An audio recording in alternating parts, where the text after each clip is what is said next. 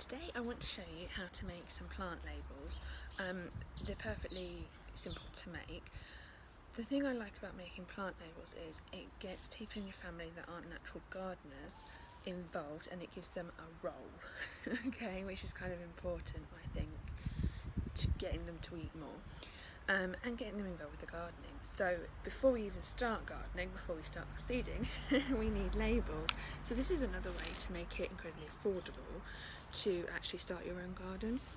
From seed is always going to be cheaper. Okay, so all we've used for this one is a milk carton that we've asked an adult to cut for us first of all. Okay, I'll pop that one there, and then let me get my scissors.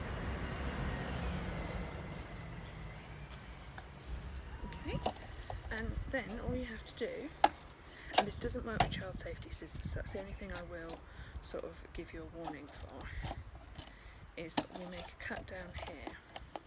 Now, yeah, okay, so the milk cartons can be recycled in our area and in most areas, but rather than it being recycled, you've now got free plant labels. So it means that you don't then have to go out and purchase any more. So a saving there of a couple of pounds, which, you know, when you're starting out and you want to do it all as a beginner, is fantastic. Okay, so we're going to use all of this because we've got so many seeds. And what I've got here, I don't know if you can see this, I don't want to disturb it too much, is chamomile seeds that are about a week old. I've put perlite on them. They are so itty-bitty that there is no way that I would make a mistake as to which they are. But this is so that other people in my family can get involved. Okay, so this is the key. It's sort of not holding on to gardening all for yourself, and it's a nice way of getting the kids involved without getting them so involved that they might destroy everything that you do. Okay, so we're going to do another video later on about borage. Personally, I love borage, and it is sort of the flower or the herb of summer. So we'll look at that again in a bit. But what I wanted to show you was these very nifty pens. So you don't have to buy a whole pack like this, you can just get them on their own. But what colour should we go for today? Let's go for a nice blue. Now, what I want to show you is this is how you sort of warm them up. So you have to shake them until you can hear the little, I think it's a ball inside moving in the liquid. So once you hear that, you know you're good to go. And then this one I can see I've already used, but if you haven't used it, see if I can bring this up close for you. If you haven't used it, the tip is not coloured with the ink, the tip will just be white. So what you have to do then, and this is a good place to start with the kids, is you just get them to hold it onto a piece of paper until the colour shows. So you depress it slightly, and that's really cool. How much did these pens cost? They were less than £10. If you want to have a look, I've got an article on it, so you can have a look at the link. Okay, so now all I've got to do is remember to spell it correctly, which actually is kind of part of the fun. So this one's just for chamomile. Okay. Now the mistake I made on the first lot, I just scared a chicken. sorry, Agnes. Sorry, the plastic bottle sort of just flew off at her. So the mistake I made the first time was I put these in, then when I prepare the soil I like to water it before I put the seeds in, just so that it disturbs the seeds less.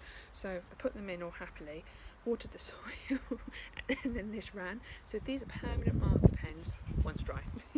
Just a simple, obvious thing to mention there. Sorry, I mean it's not obvious for me, but obvious for most people I'm sure. So I'll just put the knife in there. So you leave that to dry. My other top tip here, you fundamentally have to put them in before you put the seeds in, because it could go anyway. Wow. The wind just took you then. So you can see, this is why I'm doing this now, is because the wind is going to get a bit serious in a minute, and possibly we're going to lose all light when the clouds come over for the rain. But you can see, you just poke that in like that, and then this is ready to go back in. Now a chamomile, I'm just going to spritz it, so it's really important that it's dry, so that you don't get that kind of like teardrop effect. Okay, so that one's nice and simple, and that's sort of where you should be starting. If you want to reuse these next year and you're not growing the same crop, a little bit of white spirits will just wipe them clean, and then you can start again. These pens, they just write on anything, so just be really keeping an eye on people that are using them, because if you are using them on your nice picnic bench, or sort of eating area outside, or worse still indoors, they will mark curtains and tablecloths and kitchen units and everything. White Spirits works on the kitchen units, not on the tablecloths, so just be very aware of that. Okay, so that one's ready to go back into the poly tunnel. Now another one that I like doing, and again this is more for seedlings, so another one I like doing, we have been married 8 years, 8 or 9 years, and these were at our wedding and they weren't used, and I couldn't bear the idea of throwing them away. Even though they are compostable and they're made of wood, I couldn't bear the idea of throwing them away. So what we now do is we use these in the same way that we've used a bit of plastic, and that's quite good. Sometimes you don't thin them out before you plant them out, so something a bit more robust and chunky actually works very well. Okay, so with this one, what else am I planting? Oh, red basil. So I'm planting out some red basil. By the way, all other basil, like your basil Genovese, I would generally use propagation and cuttings, but for something a little bit more unusual, like the sort of the rosé, the red basil, I would use this sort of thing, because I'm going to grow it from seed, and I might even grow them as micro herbs, so this is kind of helpful for that. Okay, so those are quite cute. Now, my absolute favourite one, which is very good for getting them to do their spelling. Don't, this is the other thing, don't go around breaking terracotta pots.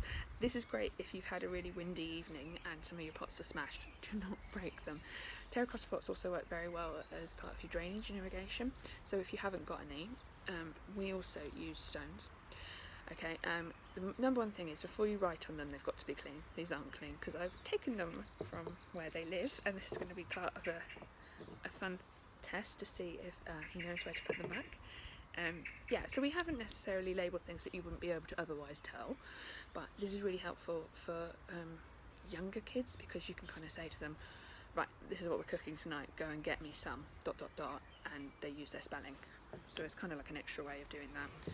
Okay, so all you need is a clean little bit of terracotta.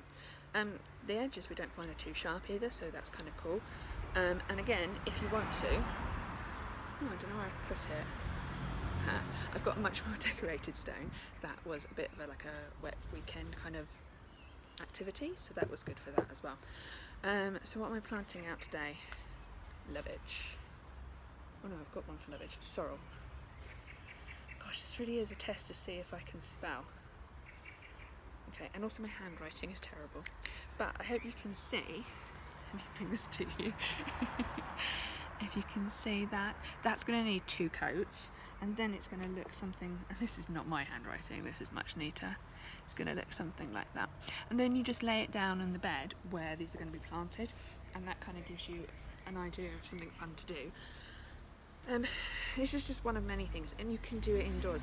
I'm trying to record this quickly before everyone goes to work, but obviously we're all stuck indoors at the minute, so the more things you can do outside the better, but if it rains, just do it indoors. But use old newspaper to cover the units, like I said, and just make sure you only give out 1 pen at a time, maybe. Top tips. Okay, right, well, if you like this video, that would be great, because we've got a lot more coming, quite a new channel, but we want to kind of expand people that follow us, so please do let us know whether you like it by hitting that like button, and if you really like it, please hit subscribe, because that's going to help us to grow. If you want any more information about how we do this, because that was one thing I was going to say actually, we did have lovely posh like copper plates, you know, that you engraved and everything like that, but we've also got free ranging chickens who are probably somewhere, they'll be on camera a little bit I'm sure. So the free ranging chickens kind of take away anything shiny that operates by being dented, so those copper plates that are quite pricey and are lovely, you'd mark on them in permanent marker, and then you'd use something like something a little bit more sturdy than this, like maybe a pencil without the lead in, and you'd make a strong indent on lots of different newspapers, and that strong indent is going to show you what the actual label is. So we had those until the chickens decided that the shininess was worth trying to bite. So a few bites later you can't really read what it's labelled as, so we use that more for our sort of annuals, but yeah, bless them. So yeah, now we're mainly focusing on herbs to feed the chickens, so it's a vicious cycle. But anyway, if you like the video, please do subscribe, but pop over. Obviously we've got our own blog and website, so if you want more information about how we do what we do in a 3-bed semi, pop over to Homegrown Herb Garden, and yeah, just hopefully I hope you are inspired to try something. But thanks very much.